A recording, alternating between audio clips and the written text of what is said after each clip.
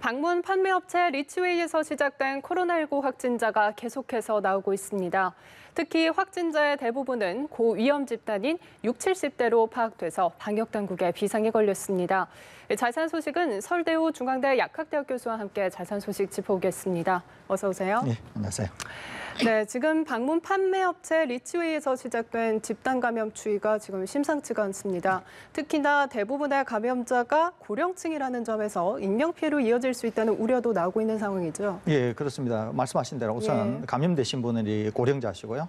또 이분들이 방문 판매를 하시는 분들이기도 하세요. 그러니까 이제 만나는 분들이 또 고령자이시기 때문에 전파 대상자가 고령자라고도 볼 수 있습니다. 네. 또 아시다시피 이제 우리나라에서 전체 치명률의 평균이 한 2.3% 정도 되는데 80세 이상인 경우에는 치명률이 25%. 그러니까 4명 중에 한 분 정도가 사망할 정도로 치명률이 아주 높습니다. 그런 분들이라고 하는 점. 또 지금 이 상황에서 초발 전파자가 누군지 감염 경로가 아직 확실하지 않습니다. 그렇기 때문에 지금 거의 한 30명 정도 이상이 감염이 확인이 됐는데 향후에도 더 늘어나지 않을까 이렇게 생각이 되고 있습니다. 예, 지금 천안과 아산에서도 확진자가 나와서 전국으로 확산될 우려 또한 나오고 있는 상황인데요. 더군다나 확진자 중 한 명은 검사 결과가 나오기 전에 자가격리 지침을 어기고 서울 아산병원까지 방문했다고 합니다. 지금 여러 면에서 좀 확산될 우려가 나오고 있는 상황인 거죠? 예, 그렇습니다. 이제 아시다시피 서울 지역, 특히 수도권 지역에 이제 최근에 거의 30명대 이상이 되는 확진자가 계속 나오고 있습니다. 그렇기 때문에 특히 수도권에 굉장히 이제 지역 사회 감염 우려가 커지고 있는 상황인데 이 상황에서 지금 방금 말씀하신 대로 서울 아산병원이 일부 폐쇄 조치가 되었죠.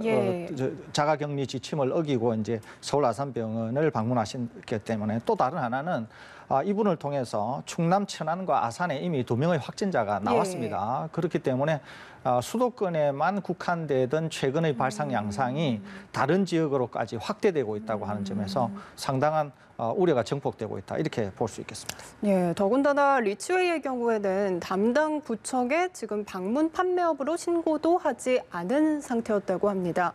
이처럼 미등록된 업체들이 고위험 시설임에도 관리 사각지대에 있다는 의미일 텐데 앞으로 어떻게 관리를 해 나가야 될까요? 그러니까 이제 당국도 미처 파악을 못했을 것 같습니다. 이게 이제 등록이 안 돼 있었기 때문에. 그런데 이제 우리가 지금은 이제 알고 있고 파악이 된 거기 때문에 아마 전국적으로 이와 유사한 거를 전수조사해서 감시망 내로 편입시켜서 관리를 해야 되지 않을까 이렇게 생각이 됩니다. 네, 이런 가운데 서울 양천구의 한 탁구장을 방문한 이들이 잇따라 확진 판정을 받았습니다.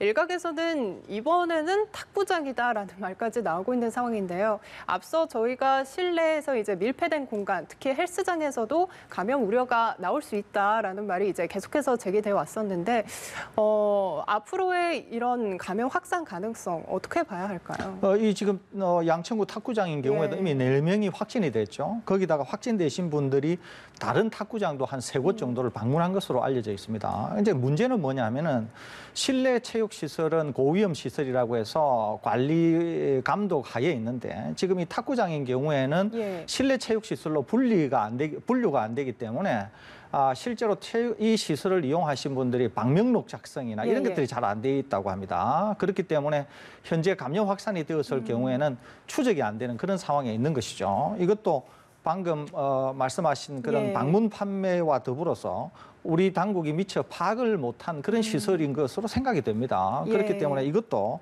향후에 실내 체육시설과 준해서 그거와 연동해서 아마 관리를 좀 해야 되지 않을까 이렇게 생각이 됩니다. 예, 지금 정부가 생활 속 거리두기로 전환한 지 한 달째를 이제 맞이를 했지만 지금 이태원 클럽, 쿠팡 물류센터, 개척교회 그리고 방문 판매 업체까지 지금 계속해서 집단 감염이 연쇄적으로 계속 발생하고 있습니다. 그래서 일각에서는 지금 생활 방역 체제를 지속하는 게 맞냐라는 지적도 나오고 있거든요. 교수님의 생각은 어떠신가요? 이거는 좀 생각해봐야 됩니다. 지금 말씀하신 게는 맞기는 해요. 지금 예를 들면은 깜깜이 전파가 서울 수도권에서는 거의 지금 9%에 육박합니다. 그러니까 10건을 확인하게 되면 한 건 정도는 감염 경로를 모르는 깜깜이 전파라는 거죠. 또 하나는 이태원발 클럽 사태가 있기 전만 하더라도 한 명이 감염되었을 때 다른 사람에게 감염시키는 재생산 지수가 약 0.5였는데 지금은 그것이 2 정도 됩니다. 2%. 그렇기 때문에 상당히 기하급수적으로 지금 늘어나고 있다. 이렇게 볼 수 있고요. 또 하나는 등교 개학이 이루어져 있고 예. 위험이 계속 수도권에 쌓이고 있다고 하기 때문에 지금 이제 생활 속 거리두기에서 뭔가 다른 조치를 해야 되는 거 아니냐 이렇게 생각을 하고 있는데 이게 이제 실효성이 좀 문제가 있습니다. 왜 그러냐면 이미 생활 속 거리두기를 간 상황에서 긴장이 많이 이완이 됐기 때문에 실제로 지금 이제 뭐 식당이나 이런 데 가보면은 많은 분들이 모이게 되고 마스크 착용도 예전보다는 덜 하고 이런 것들이 있거든요. 그렇기 때문에 전체적으로 다른 어떤 거리두기를 가게 될 경우에는 뭔가 실효성을 얻기도 어렵고 이미 긴장이 이완이 됐기 때문에 실제로 그렇게 될까 하는 데 대한 걱정도 있습니다. 그렇기 때문에 오히려 선별적인 사회적 거리두기를 해야 되는 거 아니냐 하는 생각이 들거든요. 그러니까 이미 우리가 8개 고위험 시설을 정해서 거기에 지금 우리가 관리를 하고 있는 것처럼 선별적으로 그러니까 고위험 시설이나 거기에 준하는 것 또는 방문 판매나 탁구장과 같이 미처 몰랐던 것 이런 것들도 발생 양상을 보고 위험도를 평가한 다음에 그런 것들을 선별적으로 조치를 하는 게 좀 더 실효적이지 않을까 이렇게 생각이 듭니다. 네, 말씀하신 것처럼 이런 깜깜이 환자가 늘어나고 있다는 것, 또 무증상 이제 감염자도 늘어나고 있다는 것은 좀 무엇을 의미할까요?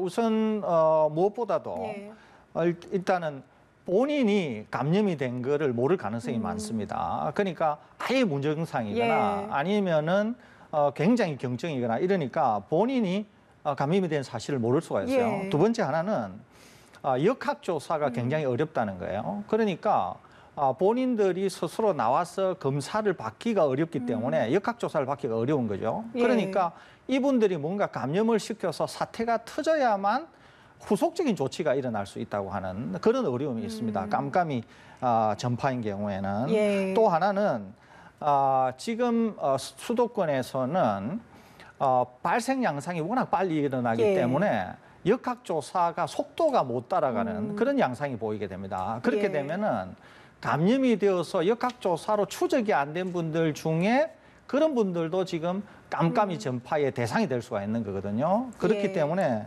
이런 것들이 지금 현재 지역 특히 수도권에서 축적이 되고 있기 때문에 수도권에서는 굉장히 위험이 커지고 있다고 볼 수 있고 그거의 제일 큰 위험 요인 중에 하나가 깜깜이 전파, 조용한 전파로 인한 수도권에서의 축적이라고 볼 수 있기 때문에 그래서 깜깜이 전파가 상당히 위험하다 이렇게 볼 수 있겠습니다. 이에 대비해서 이제 방역 당국은 수도권 코로나19 대유행으로 병상이 부족해질 가능성에 대비를 해서 병상 공동 활용 이제 모의 훈련을 실시했습니다. 이 훈련이 정확하게 어떤 건가요? 일단은 2차 유행이 오게 될 경우에 그러니까 2차 유행은 꼭 가을 겨울에 온다라기보다는 어떻게든지 조건만 주어지게 되면 이제 폭발적으로 환자가 만일에 늘어나게 됐을 경우에 의료 체계가 붕괴가 될 경우에는 고위험 환자뿐만 아니라 치료를 적당히 받지 못한 분들도 위험에 빠져서 사망에 이를 수가 있는 것이거든요. 그러니까 우리가 이제 초기 대구 또는 뉴욕에서 보는 것과 같은 상황이 생기는 것을 염두에 두고 있는 겁니다. 그러니까 이제 혹시 2차 전파가 수도권에서 대규모로 나타났을 경우에는 특히 이제 100명 기준 그 이상이 나타나게 될 경우에는 환자를 분리하고 수용하고 치료에 돌입해야 되는데 혹시 이것이 체계적으로 되지 않을 경우에는 과부하가 걸리면서 의료 체계가 붕괴가 될 수 있다고 보는 거죠. 그래서 이제 거기에 대한 모의 이제 어떤 훈련을 통해서 그런 일이 생겼을 때 적절히 환자를 분류하고 이송하고 치료에 돌입하고 하는 그런 의료 체계를 잘 준비시켜 놓는다. 그런 모의 훈련이다. 이렇게 이해하시면 되지 않을까 싶습니다. 그렇군요. 그리고 마스크 얘기도 좀 해보겠습니다. 지금 어제 비말 차단용 마스크 판매를 개시를 했는데 예상대로 해당 온라인 이제 사이트몰에 이제 방문자가 이제 폭주했습니다. 지금 해당 마스크를 사기 위해서 무려 800만 명이 모였다고 하는데요. 이 같은 대란을 막기 위한 방법이 있다면 어떤 것들이 있을까요? 당분간은 좀 어려울 것 같습니다. 왜 그러냐면 일단 날씨가 더워지게 되면서 이 마스크에 대한 수요가 이제 많다는 거죠. 그리고 우리가 하루에 필요한 마스크가 거의 400만 개에서 500만 네. 개 정도 됩니다. 특히 이제 학생들이 등교 계약을 했기 때문에 마스크 수요가 이제 좀 더 커지고 있는 것이죠. 그다음에 아까 말씀드린 대로 계절적인 요인 때문에 좀 더 예. 호흡이 쉬운 그런 마스크가 필요하기 때문에 수요가 너무 큰데 공급이 현재 따라가지를 못하고 있습니다. 지금은 한 개 회사, 향후에 한 5개 회사가 만든다고 하더라도 최대 하루에 공급할 수 있는 게 100만 장 정도 된다니까 아마 예. 공급을 늘리기 전에는 이 문제가 단기간에 해결이 되기는 어려울 것 같아서 아무래도 사시려고 하시는 분들도 기본적으로 마스크가 좀 있는 경우에는 좀 양보하는 마음을 가지시면서 당분간 향후에는 이 마스크의 수요가 더 늘어날 가능성이 있으니까 사재기를 하신다기보다도 좀 양보하는 마음을 가지시면서 향후에는 더 좋아질 거니까 그때 가서 구입하는 그런 좀 자세를 가지는 게 좋지 않을까 이렇게 생각이 됩니다. 예, 지금 방금 들어온 소식에 따르면요. 오늘 추가된 신규 확진자 수는 51명으로 지금 집계가 됐습니다. 어제보다 좀 늘어난 수치거든요. 이 같은 상황 지금 어떻게 판단을 하고 계세요? 이제 환자가 늘어났다가 좀 줄었습니다. 쭉. 그러다가 오늘은 좀 더 늘어난 예. 거죠. 그러니까 늘고 줄고 하는 것은 뭐 있을 수 있습니다. 그런데 더 중요한 것은 뭐냐면은 내용이에요, 내용. 예. 그러니까 특히 수도권인 경우에는 내용이 계속 나빠지고 있습니다. 이제 내용이 예. 나빠지고 있는 게 감염원과 감염 경로를 모르고 있는 게 늘어나고 있고 또 깜깜이 전파가 늘어나고 있는 데다가 또 재생산 지수가 계속 확대되고 있다는 것이거든요. 예. 그렇기 때문에 그런 것과 관련해서 지금 확진 환자 수가 늘어난다고 하는 것은 상당히 위험이 가중되고 있다 이렇게 볼 수 있습니다. 그렇기 때문에 수도권에서는 지금 언제 뭐 대규모 폭발이 일어나도 이상하지 않을 정도로 위험이 계속 축적되고 있기 때문에 굉장히 위험 관리를 잘해야 되는 그런 상당히 위험한 구간에 있다 이렇게 평가할 수 있겠습니다. 예, 다시 한번 전해드리면요. 지금 오늘 추가된 신규 확진자 수는 51명으로 집계가 됐습니다. 그리고 신규 확진자 51명 중 국내 감염이 43명이고요. 서울이 23명, 인천이 11명, 그리고 경기가 8명 또 신규 확진자가 발생을 했습니다. 이런 가운데 질병관리본부를 질병관리청으로 이제 승격시키는 계획안이 논란이었었는데 어제 문 대통령이 질병관리본부 연구기관을 복지부 산하로 이관시키는 당초 계획을 이제 전면 재검토하라 이렇게 지시를 했습니다.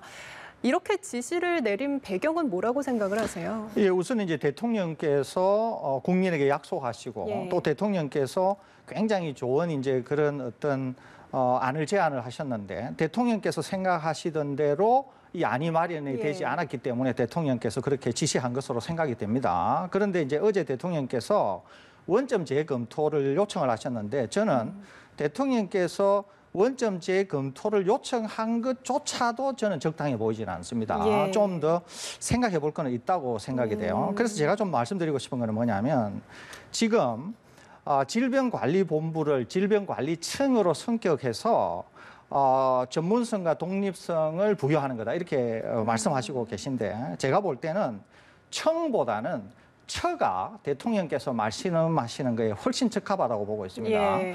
우리가 정부 조직에서 부처라고 얘기하는 게 그다음에 처가 각각의 독립된 기관이거든요. 예. 청은 독립된 기관이 아닙니다. 그러니까 질병관리본부가 질병관리청으로 성격된다고 하더라도 여전히 예. 보건복지부 내에 있는 외청일 뿐이거든요. 예. 그러니까 독립되었다고 보기 어렵습니다. 그러니까 실제로 질병관리처가 예. 돼야 되는 것이죠. 이렇게 처가 돼야 되는데 예를 들면은 식품의약품안전청이 예. 지난 박근혜 대통령이 그 정부가 출범하면서 식품의약품안전처가 됐습니다. 예. 이때 보건복지부에서 완전히 분리 독립이 되었거든요. 예. 왜 처가 돼야 되냐 하면은 처는 전문성 독립성뿐만 아니라 입법권도 가질 수가 있습니다. 예. 그러니까 명실상부하게 독립이 될 수 있는 거죠. 그렇기 때문에 오히려 대통령께서 말씀하시는 것은 처가 되어야 맞고 더더구나 대통령께서 어제 말씀하신 국립보건연구원 예. 또 국립감염병연구소 이런 것들도 전면 처로 개편한 다음에 그 산하기관으로 줘야 될 뿐만 아니라 역학조사 인력을 충원한다든지 예. 이런 것들을 더 확대 개편해서 처라고 하는 독립된 기관으로 이관하는 게 저는 맞다고 생각하고 있고요. 더더구나 저는 하나 더 제안하고 싶은 게 명칭도 차제에 바꿔야 된다 이런 생각을 갖고 있습니다. 질병 관리라고 하는 게 통상적으로 무언가 터졌을 때 관리하는 2차적인 그런 기능의 성격이 강해요. 예. 그렇기 때문에 오히려 명칭도 질병 통제 처 이게 좀 더 적합하지 않겠나. 그래서 선제적인 대응이 좀 더 적합하지 않겠나 이런 생각을 갖고 있습니다. 그래서 대통령께서 말씀하시는 것은 향후 감염병 관리와 관련해서 굉장히 중요한 겁니다. 더더구나 제가 처라고 얘기하는 이유는 우리나라에 감염병 위기 단계 4단계가 있는데 예. 4단계 중에 3단계까지는 만일에 처로 개편이 된다고 하면은 예. 처장이 주관을 하고 4단계 심각 단계 지금 같은 예. 4단계가 되면은 총리가 주관하는 게 좋다고 봅니다. 그러면 처가 되면은 어디로 이동하게 되느냐 하면은 총리실 산하로 이동을 하게 돼요. 예. 그렇게 되면은 바로 대통령이나 총리의 지위를 받게 됩니다. 부처 장관의 예. 지위를 받는 것이 아니고 그렇기 때문에 이런 여러 가지를 고려한다고 하면은 처로 성격이 되면서 독립이 돼야 되고 그 이외에 대통령이 말씀하시는 그런 기관들을 전부 처 밑으로 보내서 실질적인 독립과 전문성을 확보하는 그런 식이 돼야 되지 않을까 이렇게 생각이 듭니다. 예, 이제 돌아오는 월요일이면 마지막 등교가 시작이 됩니다. 지금 학생 확진자가 잇따르고 있지만 교육부는 4차 등교도 예정대로 진행할 예정이라고 하는데요. 이 같은 방침 어떻게 내다보고 계세요? 뭐 저는 여러 번 방송에 출연해서 예. 등교 계약을 전면 중지해야 된다. 그 말씀을 여러 번 드렸습니다. 오늘도 확진자가 51명이나 나왔기 때문에 예. 다시 위험에 빠지고 있습니다. 특히 수도권인 경우에는 위험이 계속 가중이 되고 있습니다. 학교 학생들이 등교 계약을 할 경우에는 지금 당장은 학교를 통한 2차 감염은 없지만은 가족이나 지역 사회를 통해서 학생이 감염된 사례나 선생님이 감염된 사례는 이미 있습니다. 그분들을 통해서 학교에서 2차 전파가 일어난 것은 아직까지 보고가 되지는 않고 있습니다. 그렇지만은 지역 사회 감염이 계속 쌓이다 보면은 학교에서의 2차 전파는 그냥 시간의 문제일 뿐인 것이거든요. 그리고 학생들이 등교 계약을 계속 하면서 사회적 위험이 커진다고 하는 것은 언제든지 그 자체가 위험 요인이 될 수 있습니다. 그렇기 때문에 저는 학교 등교 계약을 전면 중지하고 지금이라도 모든 역량을 동원해서 일단 지역사회 감염을 거의 1명이나 0명 수준으로 떨어뜨린 다음에 그 상황에서 다시 등교 계약을 논의해야 되지 않겠나 이렇게 늘 생각하고 있습니다. 지금 치료제나 백신 개발 같은 경우에는 조금 속도가 붙은 상황인가요? 일단 치료제 같은 경우에는 렘디시비르라고 하는 치료제가 일단 뭐 세계적으로 승인이 되었습니다만은 이 치료제는 위중 환자에게만 쓸 수 예. 있어요. 그러니까 우리나라에서만 보면은 렘디시비르를 쓸 수 있는 환자가 10명도 채 안 예. 됩니다. 그런데 이제 국내에서 개발되고 있는 치료제 중에서는 기술적인 문제로 치료제로 사용이 될 수 있는 것은 당장으로는 예. 혈장 치료제 정도가 있는데 혈장 치료제는 대규모로 혈장을 구하기가 어렵고 이것은 오히려 단위체로서 병원에서 시술 형태로 개발하는 것이 좀 더 적합한 형태로 보입니다.